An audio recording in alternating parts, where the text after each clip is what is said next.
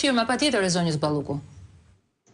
Po, është e vërtetë që ndërkohë zonja Balluku është ende në detyrë, vazhdon me pashqetësuar detyrën, sikur mos kishte ndodhur asgjë, sepse gjykata kushtetuese duhet ta rikujtojmë, vetmja lidhje është pezullimi i vendimit të gjykatës për pezullimin. Pra, vendimi i gjykatës kushtetuese, sa kohë nuk ka dalë, nuk merret një vendimarrje, vazhdon mbetet fuqia i vendimi para vitit të ri që ka të bëjë me ngrirjen e pezullimit. Pra, ka vetmja lidhje, nëse mund ta themi kështu, është që vazhdon të jetë i bllokuar, vazhdon të jetë i ngrirë vendimi i pezullimit. Dhe prandaj zonja Balluku është ende në detyrë.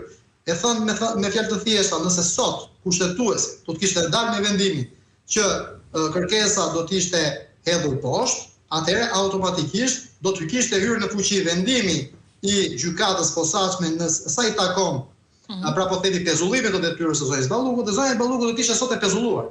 Dhe nuk do të kishte mundësi nesër shkonte në zyrë, pavarësisht vendimarrjes apo jo të kuvendit sa i takon imunitetit të saj. Nesër në kuvend në Komisionin e Mandateve, çfarë pritet të ndodh? Sigurisht Spaku do të mbajë pozicionin e vet, pritet që të ketë edhe prova të reja, për të justifikuar kërkesën e tyre. Nga pikpamja procedurale, çfarë pritet nesër? Po, nesër normalisht nëse do zhvillohet, urojmë dhe shpresojmë që të zhvillohet mbledhja, këtë duhet ta fillojmë sepse jo çdo gjë është e sigurt. Këtu po shkelet rregulloria e kuvendit kushtetuta në të gjitha aspektet. Jemi jashtë logjikës juridike dhe jashtë moralit patjetër. Jemi në absurd. Jashtë kornizë ligjore, juridike, kushtetuese dhe madje dhe po themi rasteve dhe kazuseve të ngjashëm të precedentit.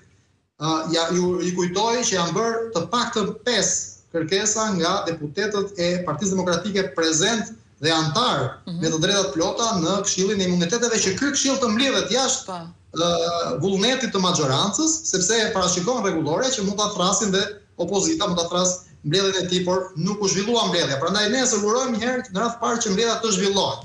Pastaj mund të parashikoj fare mirë që do të ketë debate, sa i takon të jetë mbledhja publike apo me dyert mbyllura. Pra do të ketë transparencë në lidhje me se çfarë qëndrimi do të mbajë prokuroria posaçme, cilat mund të jenë provat apo indicjet e reja, apo dhe çfarë qëndrimi publik mund të ketë, çfarë qëndrimi mund të ketë kjo palë interesuar në këtë proces, le të themi, që tashmë ka një mbartë interes të jashtëzakonshëm, dhe nga ana tjetër parashikoj që deputetët e maxhorancës nga ana tjetër të bëjnë çmos që mbledhja të jetë me dyert mbyllura, që të mos bëhen transparente, mos të dalin argumentat, mos të dalin në media qëndrimi që mund të kenë prokurorët apo përfaqësuesit e Spakut etj me radhë. Dhe do të shohim se si do të zhvillohet kjo seancë nesër.